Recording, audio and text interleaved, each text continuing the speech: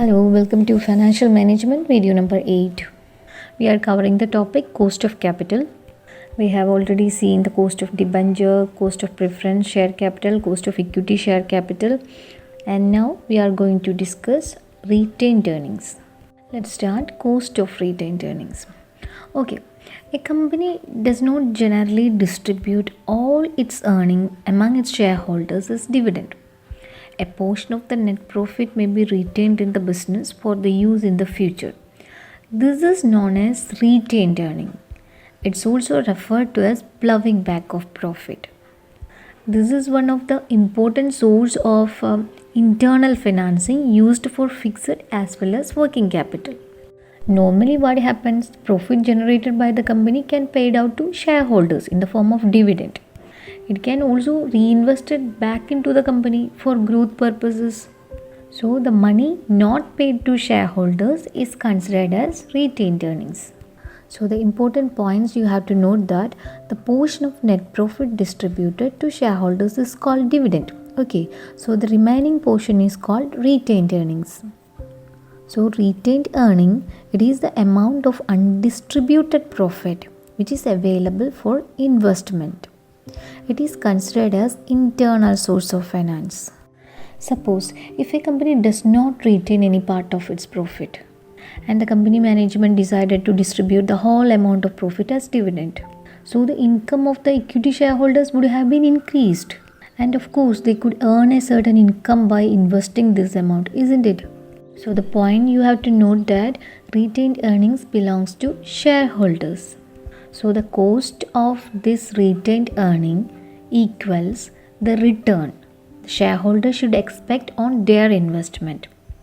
It is called opportunity cost because here shareholders sacrifice an opportunity to invest that money. Think about it.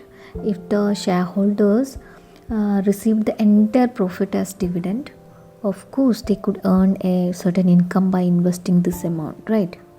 That's why the term opportunity cost used here. So here the shareholders sacrifice an opportunity to invest that money for a return elsewhere.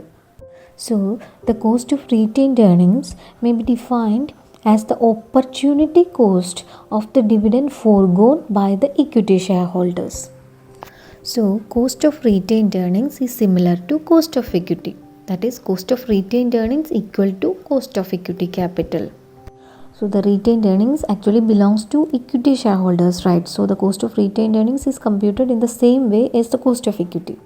That is D by MP. D means dividend and MP market price. We have to adjust tax and of course the flotation cost.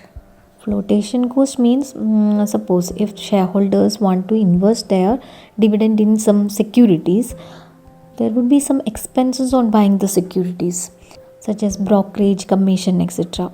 So we need to make some adjustment with respect to these expenses, right? So we need to make adjustment regarding income tax and the cost of brokerage in the cost of equity. So we will get the cost of retained earnings. So the formula will be KR, that is cost of retained earnings, is equal to D by MP. D means dividend per share, MP means market price per share.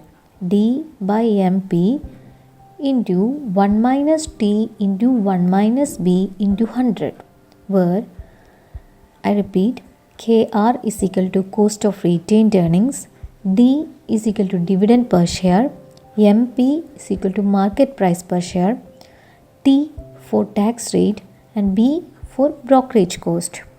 That is the expenses on purchasing securities. That is flotation cost if any. Okay, like brokerage cost, commission, etc. Actually, the cost of retained earnings is less than the cost of equity capital because there is no expense on brokerage and tax paid on dividend. Let's have a look at this problem. A firm's cost of equity is 15%. The average tax rate of shareholders is 50% and brokerage 2%. What is the cost of retained earnings? The formula is cost of retained earnings is equal to D by MP into 1 minus T into 1 minus B into 100. Here D is equal to 15%, that is dividend per share 15%, and tax rate is 50%, no, so 0.5, and brokerage is 2%, that is 0.02. So when we apply this in equation, you will get 0.15 into 0.5 into 0.98. So the answer would be 7.35%. So thank you for watching the video. Bye bye.